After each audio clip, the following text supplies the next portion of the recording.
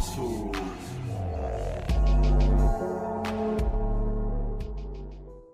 Hola, muy buenas noches. En esta ocasión les doy la bienvenida a otro episodio más de La Luz Azul Podcast. Como pudieron notar, en esta ocasión no les dio la bienvenida a Juan Trejo. Más que nada quisiera contarles que no es porque no vaya a aparecer en este episodio. Sí van a estar escuchando la voz, de hecho está planeado que hablemos los dos en este episodio. Nada más que pues queríamos hacerlo un poco diferente. Como ya se dieron cuenta o como muchos de los que nos siguen pues supieron y escucharon que el podcast pasado fue con un invitado especial, nuestro amigo Daniel Martínez. Entonces cambiamos el formato. De hecho pues sí lo quisimos hacer diferente y sí les habíamos comentado de que queríamos dar como ese pequeño giro. De hecho nos sorprendió el que nos haya comentado personas que son allegadas a nosotros, que les gustó ese formato, que les gustó el estilo que manejamos en el episodio pasado. Más que nada pues quisiera darle las gracias por todos esos comentarios que hemos recibido, tanto por el episodio pasado y por el apoyo que estamos recibiendo de personas. Entonces pues más que nada gracias, y pues para que se acostumbren un poquitito más a mi voz. Entonces ya, bueno, igual no voy a hacer la introducción tan larga como las hace Juan, pero creo que este episodio está un poquitito más largo que el otro. Entonces pues quisiéramos entrar ahora sí que al caso para pues ya no estar en ascuas. Primero que nada quisiera comentar que de este asesino serial, tanto Juan como yo creo que no sabíamos mucho, o al menos de mi parte yo no sabía nada de él, sino que fue hasta que nos pusimos a investigar acerca del Jack mexicano. Entonces mientras estuvimos haciendo esa investigación ya salían no como recomendados, pero sí empezamos a notar que había noticias de este personaje. Ahí fue como ya me empezó a mí como a dar esa curiosidad, y ya me puse a hacer la investigación. La investigación, como saben, pues la hacemos entre Juan y yo siempre. Entonces ya yo le comenté a Juan, mira, ¿cómo ves? Está como que esta historia se te hace interesante. Dijimos, ahora le va. Entonces ya pusimos manos a la obra y empezamos a buscar y a ver qué tanto podríamos encontrar de él. De hecho me sorprende que pues no supiéramos mucho de él, y que realmente es una persona muy destacada aquí en México. O sea, realmente esta persona tuvo fama en aquel entonces, y pues sí, o sea, realmente sí dije, wow, y yo ni siquiera sabía. Entonces pues vamos a empezar con el capítulo. Espero que sigan con nosotros escuchándolo, y pues vamos a comenzar con esto.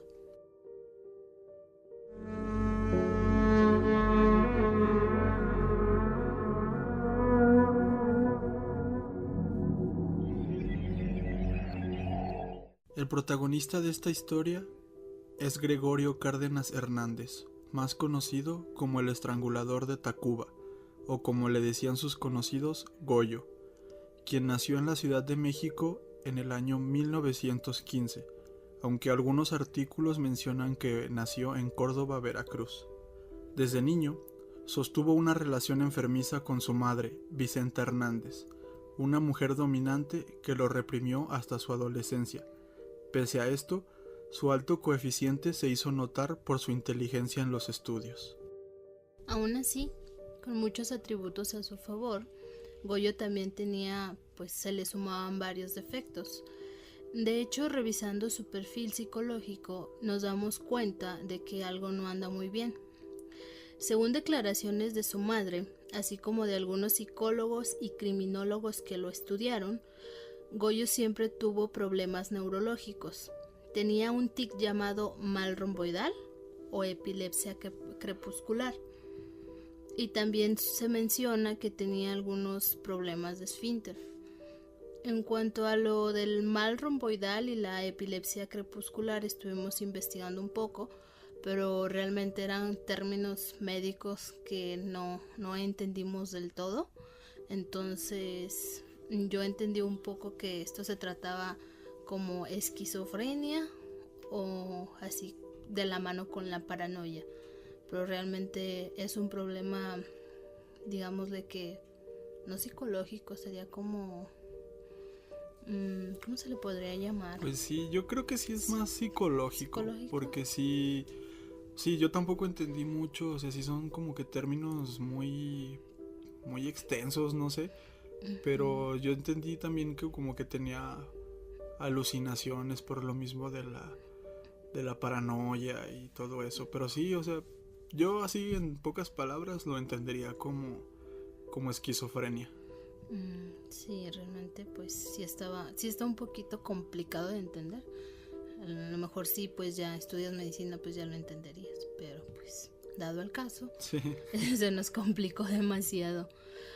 De hecho, un estudio que realizó el doctor Gonzalo Láfora, que fue uno de sus médicos, dice que Goyo desde chicos tuvo estos signos. De hecho, dice que probablemente eran hereditarios, ya que su padre sufría de jaquecas hasta que cumplió los 31 años y su abuela tenía una personalidad explosiva. De hecho, pues sí, tenía de dónde sacar estos atributos el señor Goyo. Pues sí, no venía de la familia más sana que digamos. Según Láfora, la vida sexual de Goyo Cárdenas se inicia cuando él tenía 11 años. Algún familiar declaraba que Goyo quería satisfacerse sexualmente y que en una ocasión fue sorprendido aprovechándose de la inocencia de una amiga o de una vecina a quien le pagó para que le permitiera algunos excesos. También se dice que a la edad de 18 años es cuando comienza a frecuentar prostitutas, que pues esto más adelante tomará importancia. En 1940 entra en relaciones con Virginia Leal, a quien conoce en un baile y la hace su amante, pero después de un tiempo esta lo iba a abandonar. Después de esto contrae nupcias con Gavina González, con quien básicamente fue obligado a casarse, debido a que por los pensamientos de la época los padres descubrieron que Goyo había tenido relaciones sexuales con Gavina, entonces básicamente los obligaron a casarse. Pero poco después la historia se iba a volver a repetir, ya que esta mujer lo engañó y dieron fin a su matrimonio. Sí, básicamente ninguno de los dos quería estar casado, los obligaron sus padres. Está claro. Se piensa que estos dos fracasos, tanto el de Virginia como el de su esposa, ex esposa, porque realmente no se habla de un divorcio, simplemente una separación, lo llevaron a ese odio en contra de las mujeres y que pues también le dieron esas tendencias depresivas de a lo mejor empezarse a sentir mal por, pues, no sé si porque a lo mejor pensó que pues no sé, o sea, algo andaba mal en él, ¿verdad? Sí, de hecho, pues es algo como que muy común en los asesinos. Ya hemos visto que siempre hay una situación que es el detonante, y pues al parecer la de Goyo fue estas dos desilusiones amorosas. Pero pues bueno, yo lo veo más en el caso de su esposa, pues que sí, pues no era como tanta desilusión, a lo mejor se sintió herido y que lo hayan engañado. Sí, yo creo más bien que fue más fue por eso. Le pegó en el ego. De hecho. Bueno, con esta pequeña introducción de Goyo es como ya entramos de lleno a su historia como asesino en serie. De hecho, pues Goyo, como se comentó al principio, tenía esa habilidad de resaltar porque era muy inteligente, sabía muchas cosas. Bueno, el hecho de que estudió ciencias químicas en la Universidad Autónoma de México, en la UNAM, le llevó a que le otorgaran una beca en Pemex, una empresa muy famosa aquí en México, de mucho renombre, y se habla de que cuando fue becado él renunció a una oferta que tuvo de estudiar en el extranjero porque quería quedarse al cuidado de su madre, que eso en varios artículos mencionan que los vecinos le decían, ay, mira, Goyito, qué bonito se quedó con su mamá en vez de irse al extranjero, entrando en su historial de asesino en serie. Su primera víctima fue una prostituta de 16 años llamada María de los Ángeles González, alias Berta. El 15 de agosto de 1942, Gregorio contrató los servicios y ésta llegó a su casa. Después de haber sostenido relaciones sexuales, Berta es estrangulada con un cordón y después de eso Goyo la entierra en su patio. Esto da pie a que en Goyo crezca una sed por satisfacerse y sale de nuevo a la cacería el 23 de agosto, tan solo 8 días después de su primera víctima, y esta vez cobró la vida de otra prostituta que se identificó como Raquel González de León, de 14 años de edad. En este asesinato fue utilizado el mismo modus operandi, ya que fue estrangulada y enterrada. Aquí lo curioso del caso es que después de las investigaciones se da la conclusión de que esa no era su identidad verdadera, ya que la mujer con ese nombre apareció viva unos meses después de que ya había causado la muerte a su hermano. ¿Esto qué quiere decir? Que cuando el hermano se enteró de que, sí, de que valga la redundancia, su hermana estaba muerta, sí, él se impactó tanto que falleció de un infarto. Entonces aquí la pregunta es, ¿quién era la víctima? O sea, ¿cuál era el nombre de esta víctima? Nunca se supo su identidad y todavía mediante investigaciones nunca se reveló quién era. O sea, ella realmente fue una incógnita, no se sabe quién es. De hecho, todos los artículos la mencionan como Raquel González, pero al final siempre nos dicen que al último no era ella, la verdadera Raquel apareció meses después. Como siempre, en los asesinos seriales se repite el patrón, y con Goyo obviamente no fue la excepción. Ya sabemos que si eres aficionado al true crime y estos temas, pues sabes que la mayoría de asesinos tienen su modus operandi o su MO, como lo llamamos, y pues Goyo no era la excepción a esta regla. Pero sí nos podemos dar cuenta de que comparándolo con otros asesinos, duró menos tiempo activo u operando, tan solo unos días. Estos 2 primeros asesinatos fueron en cuestión de una semana y 2 días, algo así. Y cayó en errores más rápido que otros asesinos que ya conocemos. Su tercera víctima también fue una prostituta. El nombre de la chica fue Rosa Reyes Quirós.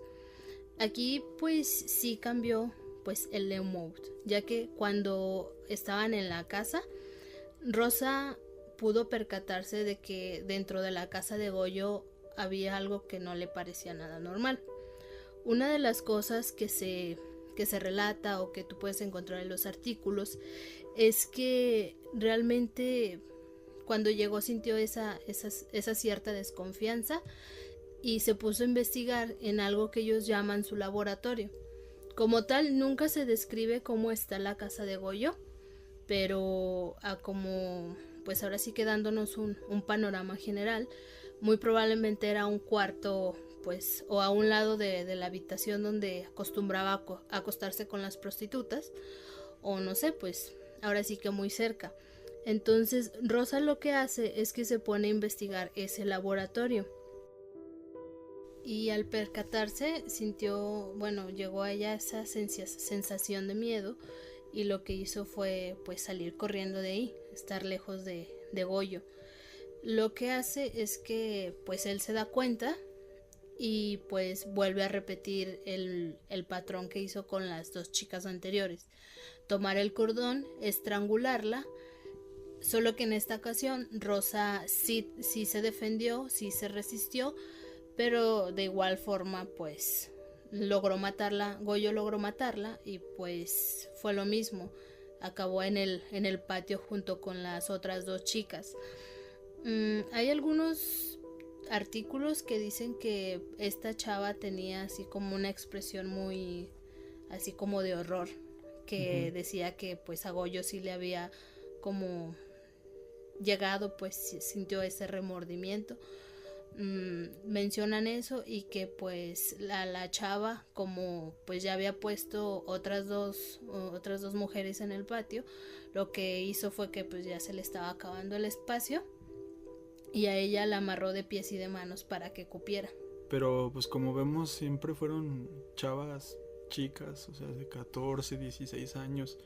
Y si no me equivoco, para esta época ella tendría que unos 25, 26 años. A lo mejor ya está un poquito más, pero pues sí era mayor que ellas. Entonces, o sea mucha fuerza, no se podrían haber escapado. Exactamente.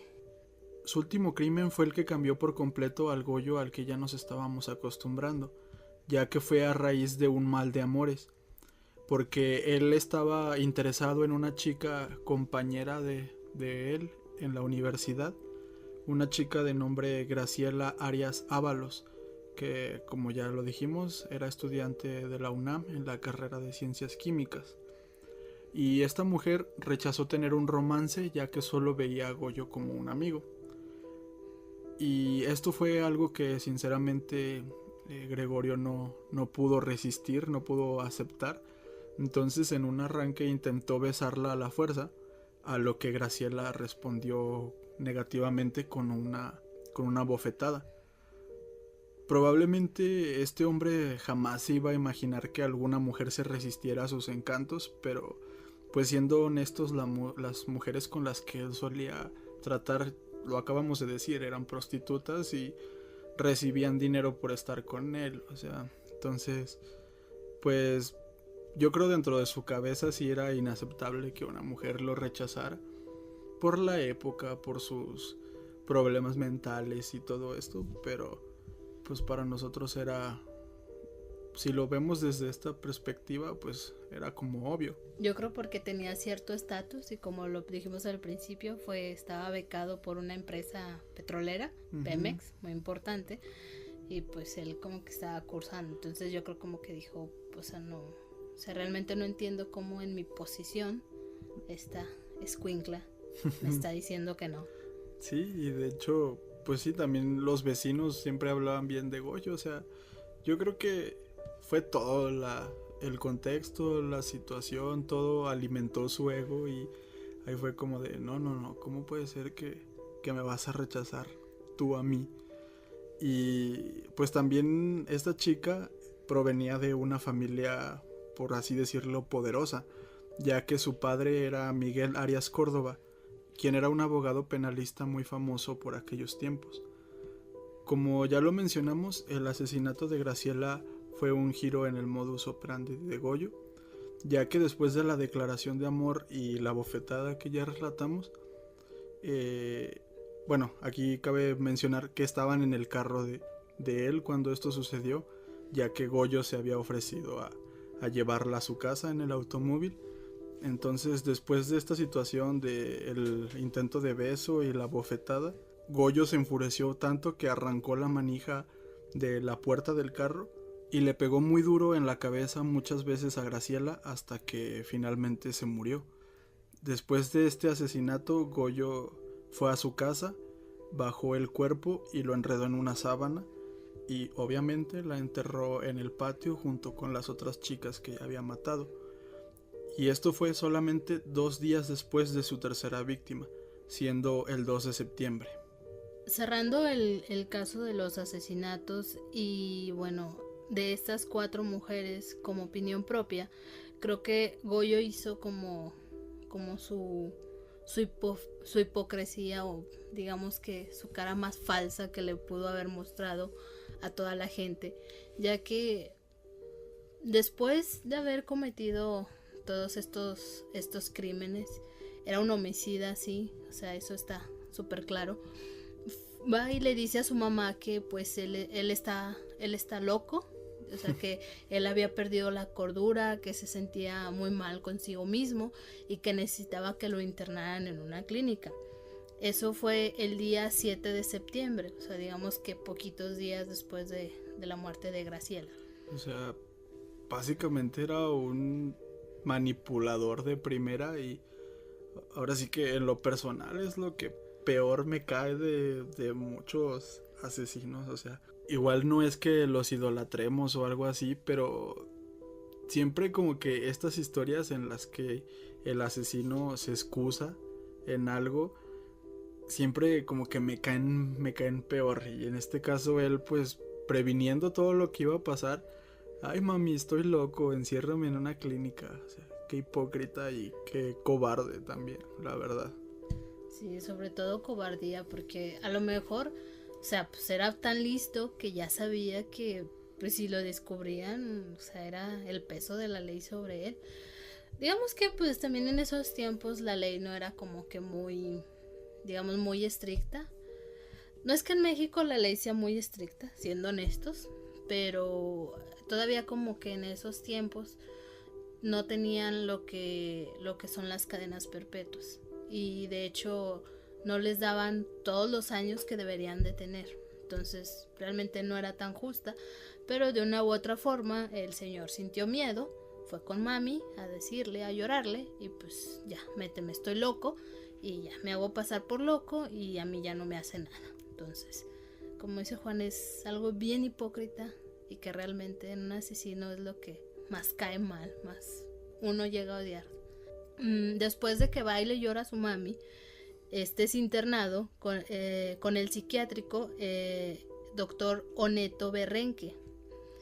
Pero debido a las investigaciones que se estaban llevando, porque pues recientemente se había descubierto la desaparición de Graciela, lo que pasó fue que pues los investigadores fueron a hacerle algunas preguntas a Goyo. El que llevaba en ese entonces el caso era Simón Estrada Iglesias. Él estuvo interrogándolo a Goyo y le estuvo pues ahora sí que sacando información, y en su afán de quererse hacer el loco decía que tenía unas pastillitas de invisibilidad. Entonces como que eso fue lo que sacó de quicio a Simón y empezó a ser más duro y más fuerte, hasta que Goyo se quebró y le dijo, sí, yo asesiné a Graciela.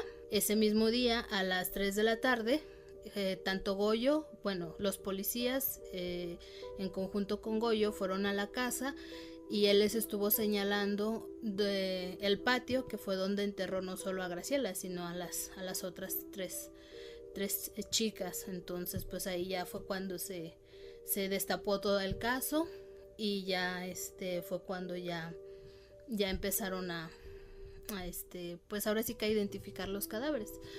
Hay algunos que mencionan que en cuanto entraron al patio vieron como que un pie así saliendo. O sea, era como que bastante evidente. Ajá, o sea, ni siquiera para eso servía el señor. Durante las investigaciones se da a conocer mucha información sobre Goyo y también se da a conocer cuál era su perfil como asesino.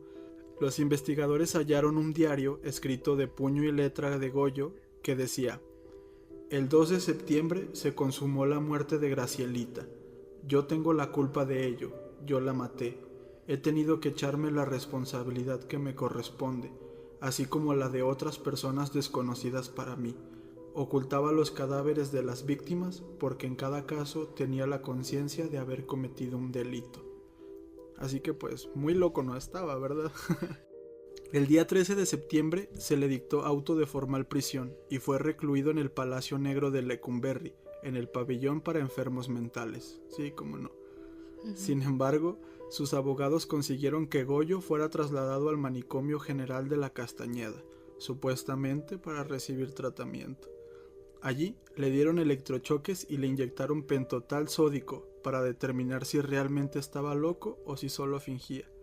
Durante su estancia en la Castañeda, se dice que empezó a tener varios privilegios e incluso sostenía romances con las enfermeras del hospital y se le daban permisos para salir al cine.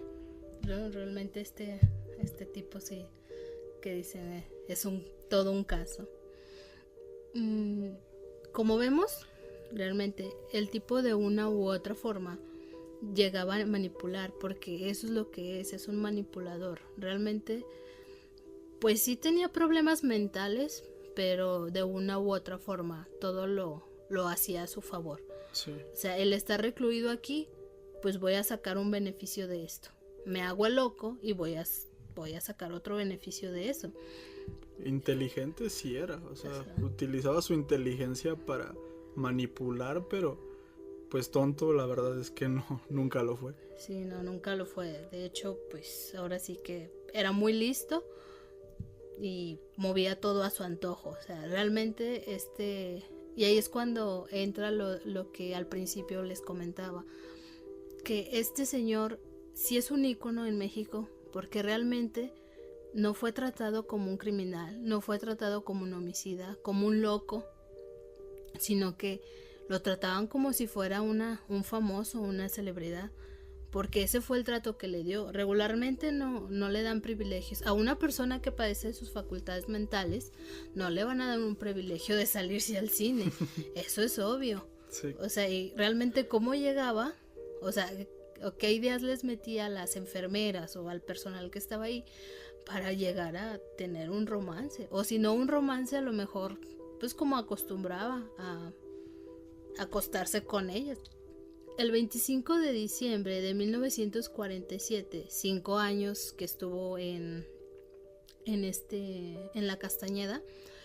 Algunos artículos dicen que solo fueron 2 años, pero como que se ve más concreto el que fueron 5 años, su estancia ahí en la Castañeda. Dicen que después de estar ahí, Goyo se fugó con otro interno. Fueron al estado de Oaxaca, y que después de haberlos capturado, su argumento fue que no se había escapado, que él solamente se había tomado unas muy merecidas vacaciones y relajarse, o sea. Dios mío, O sea, estás encerrado, o sea, no estás ahí trabajando o algo así, o sea, estás encerrado porque cometiste crímenes y tienes el descaro de decir, ay, me fui de vacaciones. Por Dios. Dios mío. Las autoridades decidieron que era mejor que su nuevo hogar fuera el Palacio Negro de Lecumberri. Una vez allí, Goyo memorizó el Código Penal, cursó la carrera de Derecho, se convirtió en litigante, realizaba historietas dibujadas por él mismo donde contaba crímenes famosos e incluso escribió varios libros, entre ellos Manicomio General de la Castañeda, 1943 a 1947. Contrasta, no obstante, con la representación que ofrece en la serie de libros que redactó y publicó durante su presidio posterior. Tanto Celda 16 del año 1970 como Pabellón de Locos de 1973 y Adiós Lecumberri de 1979, todos escritos por Gregorio. En ellos tenían el claro propósito de dar un testimonio de lo que había padecido en la cárcel. Asimismo, en ellos intenta proclamarse como un individuo cuya conducta era no solamente aceptable, sino excepcional. Y realmente pues sí dicen varias cosas de él, o sea, realmente decían que incluso cuando había personas que visitaban a otros presos. A otros presos, se asomaban a ver al famoso Goyo y se desnudaba y les enseñaba pues todo, o sea, con qué afán lo hacía, además de pues sus dotes que vimos que tenía como escritor y pues sí, o sea, tanto escritor como pintor. También se dice que tocaba el piano. Este piano se lo había regalado su mamá, o sea que lo tenía en la cárcel. Era un reo pues poderoso que podía tener lo que él quisiera y bueno, dentro de sus obras pues se dice que tocaba pues los clásicos que se tocaban. También leía poesía y escuchaba mucha ópera. De hecho se dicen que en base a esto tuvo la influencia de empezar a pintar. Podemos especular mucho, yo creo, pero sí, o sea, de que tenía talento, pues se ve que tenía, o sea, destacaba en varias ramas, no solamente en una. Bueno, aquí durante la estancia en el penal se casó con una mujer llamada Gerarda Valdés. De hecho se dice que tuvo creo que 4 hijos. Solamente en un artículo se mencionan los nombres, pero no se sabe si son oficiales. Entonces Por esta razón pues no los mencionamos, pero de hecho, para mantener esta familia, lo que hacía Goyo es que puso una tiendita de abarrotes en la cárcel, y de ahí los estaba sacando el dinero para mantenerlos, aparte de las regalías que tuvo acerca de sus obras escritas y de algunos cuadros que se le vendieron. Bueno, pues sí, algunos cuadros, algunas pinturas que se le vendieron. Una vez declaró, el mismo Goyo dijo: a mí me examinaron como 48 o 50 médicos. Unos señalaron esquizofrenia, otros una psicopatía, otros diferentes tipos de epilepsias, otra debilidad mental a nivel profundo, otros paranoia. Sí, cómo no. La ironía siempre.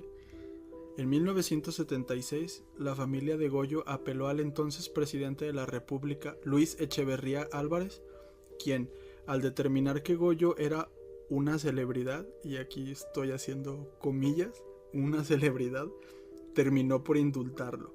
El estrangulador de Tacuba, o el famoso estrangulador de Tacuba, abandonó la cárcel. El total de años que estuvo encerrado fueron 34 años. Después de la prisión, como ya lo había prometido, se tituló como abogado, ya que mientras estaba en la cárcel, en el Palacio Negro, se dice que devoró alrededor de 200 libros que eran llevados por su madre en las visitas que ésta le hacía. El caso de Gregorio Cárdenas, la verdad es que es muy, muy destacado, ya que en aquel entonces, como ya mencionó Noemí, no se le dio el trato de un asesino, no se le trató como este criminal horrible que fue, sino que al contrario, fue homenajeado y fue tratado como un caso de éxito, ya que cuando salió de la cárcel no se registró que volviera a cometer algún acto criminal o alguna falta administrativa o algo así. O sea, simplemente en vez de ser tratado como un criminal que fue indultado, simplemente fue tratado como un caso de éxito, como alguien que se rehabilitó por completo.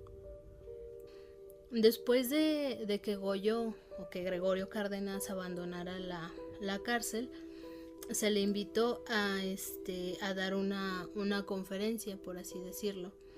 Quien lo invitó fue Mario Moya Palencia, en ese entonces era secretario de Gobernación, y lo invitó al Congreso de la Unión para asistir pues frente a la Cámara de Diputados.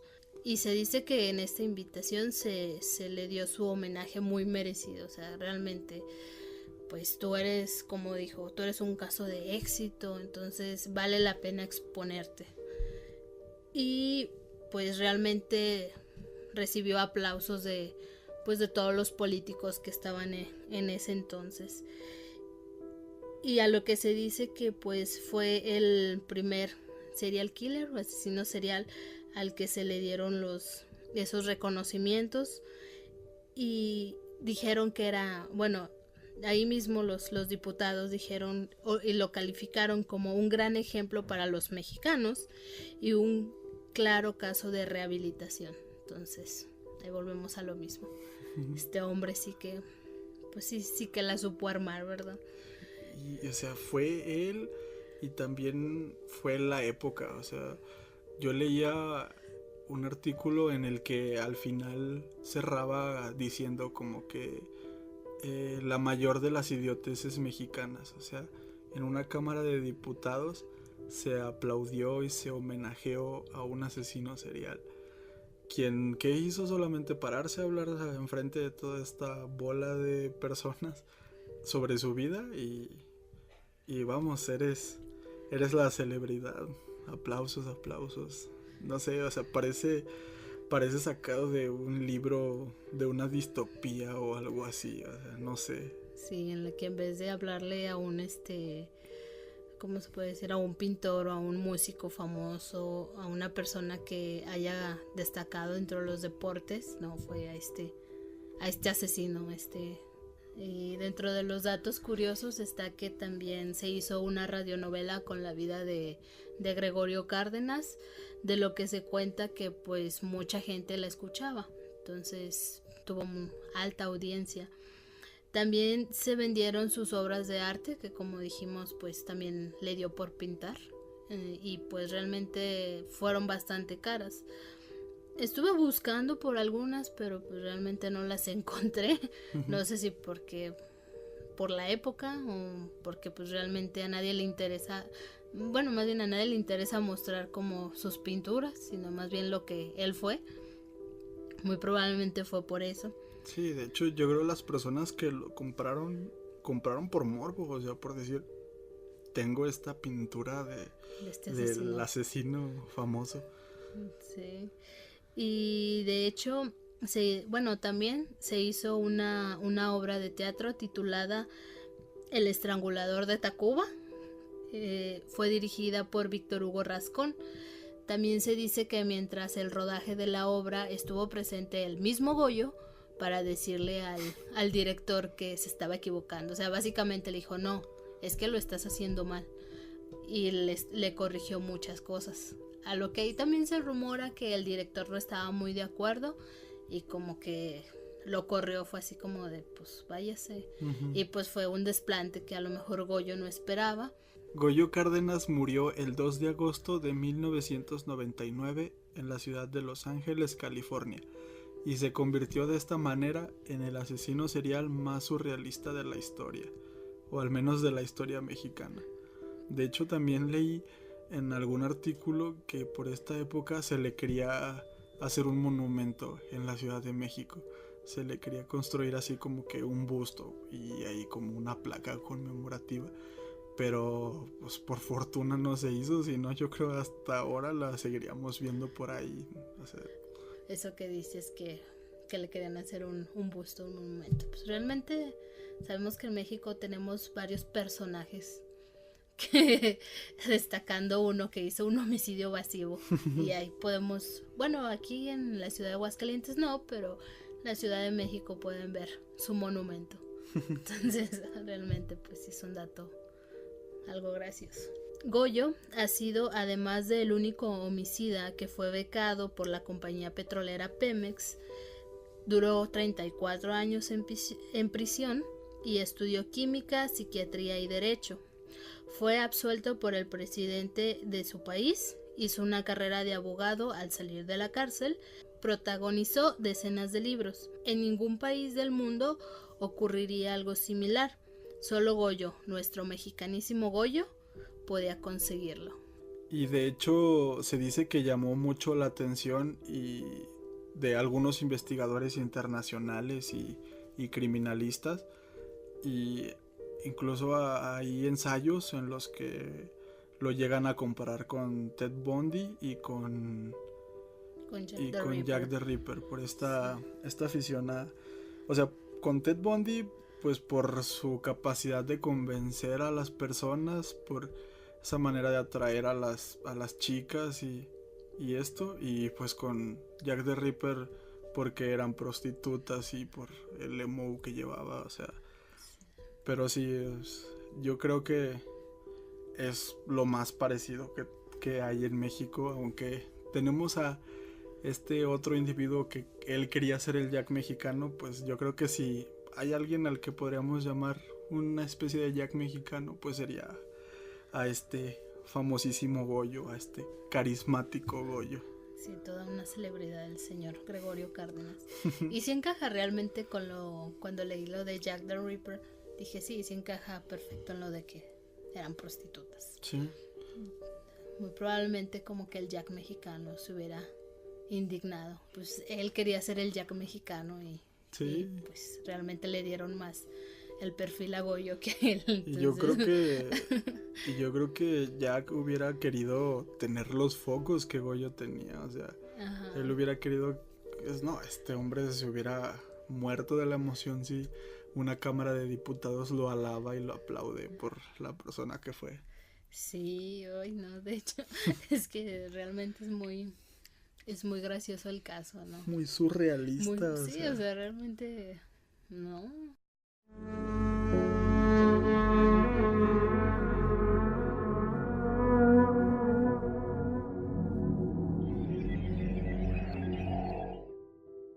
No, realmente sí, este caso me sorprendió mucho no me lo esperaba. Es que no, sí, o sea, es que es que realmente lo que causa a lo mejor es gracia e ironía. Sí, o sea, la verdad. porque pues sí, o sea, eres una celebridad por estrangular prostitutas, por enterrarlas en tu patio. Y de hecho, pues, como se comentó, de que murió en Los Ángeles, California, que no murió aquí en México, fue porque él mismo decía que aunque se le dio toda esta fama y se le reconoció, había algunas personas que lo veían mal. Entonces, obviamente, yo digo que obviamente era el papá de Graciela o de Gracielita, como él le decía. Obviamente lo iba a mirar mal porque mató a su hija. Entonces, él prefirió pues no estar aquí en México que él no fuera enterrado. De hecho, pues allá están sus restos en Estados Unidos, ¿verdad? Si es que todavía queda. Pero, pues sí, de una u otra razón, a pesar de esa aceptación que tuvo, de una u otra forma no dejaban de verlo como lo que era. Y pues realmente creo que sí debió de haber sido, o sea. Sí, o sea, es muy difícil pensar. Yo sigo con lo mismo. Fue a la Cámara de Diputados y le aplaudieron.